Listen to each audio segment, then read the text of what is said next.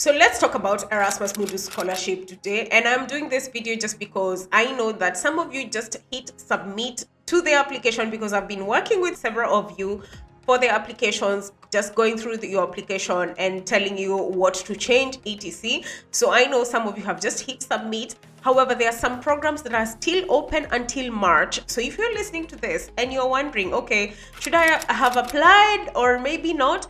If you go to the catalog, which I will leave a link down below on this video, you can definitely find some scholarship programs that are still open for application. So you can go ahead and apply for them. So please check out that catalog, and if something actually works for you, then go for it because you still have time. And once you complete your application now, this is for you to begin studying this year, sometime in September or October, depending on the program, obviously.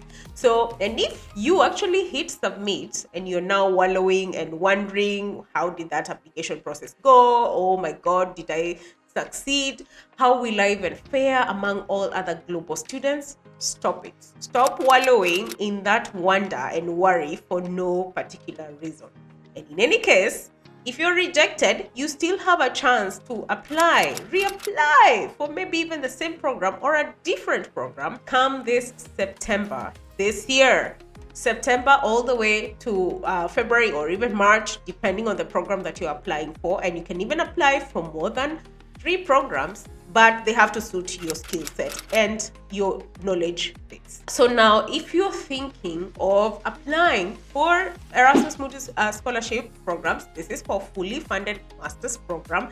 And if you have never heard about Erasmus Mundus joint master's programs, then I will explain this. These are master's programs that are fully funded by the European Union, and they are open to anyone globally, and you can be able to find the application procedures on each and every program website that is enlisted on the Erasmus Mundus catalog, and I will leave a link down below on this video so that you can be able to go ahead and check it out. And if you're not ready now in this year, you can still apply for this every other single year. They will be opening up. There are newer updated programs as well, depending on the funding and also the period within which they've been funded. So you can check them out and be able to plan ahead, because there are some documents that you definitely need to get ready for the application procedure. So why am I doing this video? Because some of you have actually asked me, so what should I do now that I have hit submit? And I'm like wondering, okay, should I just continue applying for other programs? Or what exactly should I be doing at this point in time before I can be told about my application, whether it has been successful or not? One thing that I will tell you right now, what you can start doing is to also see whether there are other programs also being offered within the European continent or even elsewhere that fit your criteria. Because I'll tell you for free is that scholarships are competitive. Very, very competitive. And in fact, the Erasmus Mundus joint master's programs are super duper competitive as well. And as you can see on some program websites, is that they will tell you this year we're only taking 16 students out of everybody who will have applied. So you have to stand out, right? Or maybe they'll tell you 20 students, or maybe they'll tell you, oh, from this region, perhaps we are taking this. This information is usually given on the criteria on each and every website. Some of them might not have it, but it is there. They know exactly how many students they need to take for every single year that they have been funded. So what to do right now is, one, what you can do is to look for other programs as well that might be open for applications, some which are maybe scholarships, or if you can be able to go on a self-funded basis, then this is the fantastic time to also keep on looking for other programs and apply for them. And since you have the momentum already from applying from Erasmus Mundus, you can continue with this momentum and find another program and apply for it. It doesn't matter where. This is to be able to spread your wings as far and wide as possible, such that if at all you find that you are not successful the first time for Erasmus Mundus, you can always have other programs that you might be waiting for the verdict for. Okay. Another thing that you can do is also the program that you actually applied for Erasmus Mundus Joint Masters Program. You can look for other funding opportunities that are also vested within the same program. Why am I saying this? Is because just in case the verdict is like, oh no, we are unable to fund you this time round, or maybe they tell you, hey, can you come in as a self-funded student, or do you have any other funding that could be available for you? Then you might be stranded at the last minute and you're like wondering, okay, should I go ahead and look for another funding? Should I fund myself? It's a great opportunity. What should I do? It is important for you to start looking for those opportunities to fund your studies this time round that you are waiting for the verdict. When you're waiting maybe for the interview, it is important for you to check other funding opportunities that might be available for you, so that you can apply for them even as early as possible, as soon as you're given the verdict, which sometimes you might be told by February or March or thereabout, and you can apply for this funding early. Now, again, very competitive, so it is not guaranteed that you will get it. Okay, another thing that you could do is to start gathering your monies. If at all you feel like, you know what, I can fund this myself, right? So what I would suggest is to check how much is the fee for this program that you're going into. Would you be able to fund yourself as well as your accommodation? I know this might be a very far-fetched idea and you'd be like, Nuta, what do you mean self-fund myself for 10,000 euros? Some people can actually do, and depending on my audience right here, you potentially may be able to actually do it. You could also find, perhaps maybe you have some support from your own government, and maybe this is something that you can apply for and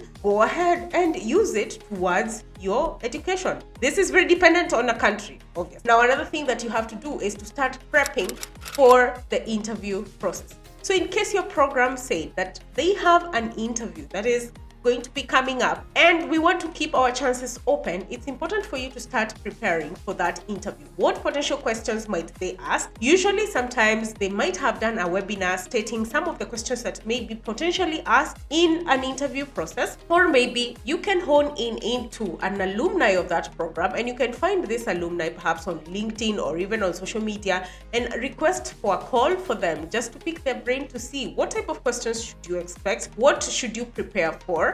And it is crucial also to prepare that, what you said on your application needs to be the same with what you actually say during the interview. Very crucial, because you cannot say two contradictory things. Again, you will not stand out as a good candidate if you're contradicting yourself. So it's very important to be at par with what exactly you say during your application procedure, right?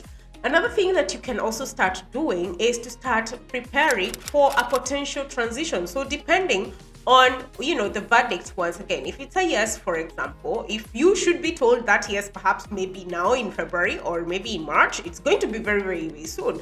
So if you have been working, then this is the time to start preparing for transitions. So what do I mean by this? For example, if you do not have an international passport that has already been processed, then this is your chance to make sure that that passport is processed.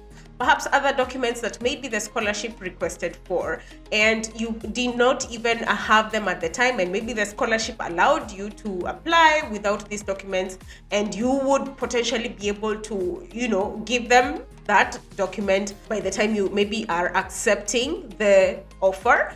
Then it's important for you to start checking for those documents and making sure that they are processed ahead of time so that, you can be able to transition pretty much very well. Again, if you get the acceptance letter or you get the verdict that yes, you're a successful candidate this February or maybe early in March, it's important for you to now start realizing that the transition period, whether you have been working or maybe you've been volunteering, it's time for you to now transition into becoming a student. So one thing I can tell you is to also start doing your own research about these countries that you will be going to, because as you may know, Erasmus Mundus Joint Masters programs, usually you go to at least a minimum of 2 countries, and you go from one country to the other. So it's now time for you to also start looking at some videos on life in France, for instance, life in Germany, life in Sweden, life wherever the program is actually going to take you, so that you can prepare yourself psychologically, because it is a lot of psychological change that happens, not not just the move from your own country, it is also the psychological, the mental, the things that you will experience along the way, the different cultures, the language, the food, the people, pretty much everything will come at you fast. So you need to prepare ahead of time. Prepare your mind, prepare yourself, prepare physically so that you are ready for the next move. So these are some of the things that you can start doing as of now. And also remember that if you are not a successful candidate, there is going to be another application period coming September all the way to March or February, depending on the program, or even December, depending on the program, right? So all is not lost. If you are rejected, you can pick up from wherever you actually left and pick up, dust your CV, dust your statement of purpose, dust pretty much everything, and reapply for these other programs. Start looking for other alumni, speak to them if you had not before. You have a whole plan, of what exactly is it that you need to do. Perhaps maybe it was the English language test that you didn't have that certificate. Book the exam, do the English language test such that by the time the applications are now open, you have that certificate in your hands, right? So these are some of the things that you can do, especially if you applied for an Erasmus Mundus Joint Masters program. And I will definitely talk about more about this program, towards the application period when it begins to reopen. But as of now, it's about the wait. And if you still think that, you can burn the midnight oil and, you will maybe sit through the days, maybe 2-3 days and do the application, there are some programs that are still open. And you can check the catalog that is down below and see whether you can actually apply for them. Okay? Now I'll leave this video at that, and we will keep on normal programming. And until next time, please feel free to share this video with somebody else who could benefit from it. Keep subscribed, keep your notifications bell on, and until next time, bye.